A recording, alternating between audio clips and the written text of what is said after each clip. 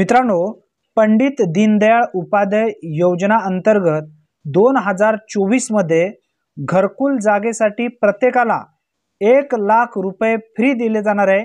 यामध्ये कोणते लाभार्थी पात्र होऊ शकणार आहेत?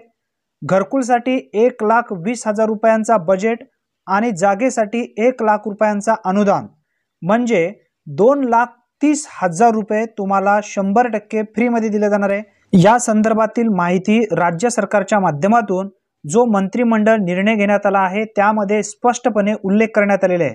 मित्रांनो, नक्की हा व्हिडिओ शेवटपर्यंत पहा। तत्पूर्वी चॅनलवरती पहिल्यांदाच आला असाल तर चॅनलला सबस्क्राइब करून बेल नोटिफिकेशनला क्लिक करा।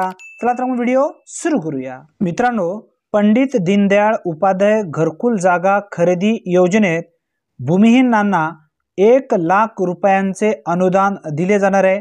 ज्या लाभार्थ्यांना घरकुल बांधण्यासाठी जागा नाही अशा लाभार्थ्यांना घरकुल जागेसाठी 1,00,000 रुपये दिले जाणार आहे। या संदर्भातील माहिती आपण जाणून घेऊया। पंडित दीनदयाळ उपाध्याय घरकुल जागा खरेदी अर्थसहाय्य योजनेअंतर्गत घरकुल बांधकामासाठी भूमिहीन लाभार्थ्यांना जागा खरेदीसाठी द्यावयाचे अनुदानात वाढ करून पहिले 50,000 रुपयांचा अनुदान दिला जात होता। आता यामध्ये 1,00,000 रुपये देण्याचा निर्णय राज्य सरकारने घेतला आहे।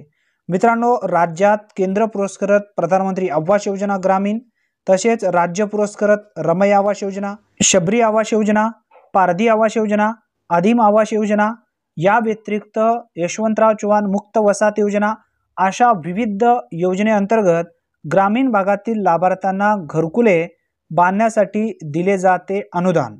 मित्रांनो, आता हे अनुदान तुम्हाला कशा पद्धतीने दिले जाणार आहे हे सुद्धा समजून घेणं आवश्यक आहे।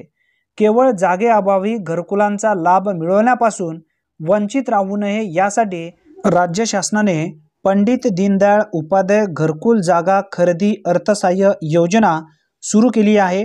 या योजनेअंतर्गत आता लाभार्थ्यांना हा अनुदान 1,00,000 रुपयांचा दिला जाणार आहे। या योजनेअंतर्गत केंद्र पुरस्कृत प्रधानमंत्री आवास योजना ग्रामीण व राज्य पुरस्कृत योजनेअंतर्गत घरकुलास पात्र परंतु बांधकामासाठी जागा उपलब्ध नसलेल्या कुटुंबांना जागा खरेदीसाठी 50,000 रुपयापर्यंत अर्थसहाय्य दिले जात होते, ते आता वाढ करून 1,00,000 रुपयांचा दिला जाणार आहे।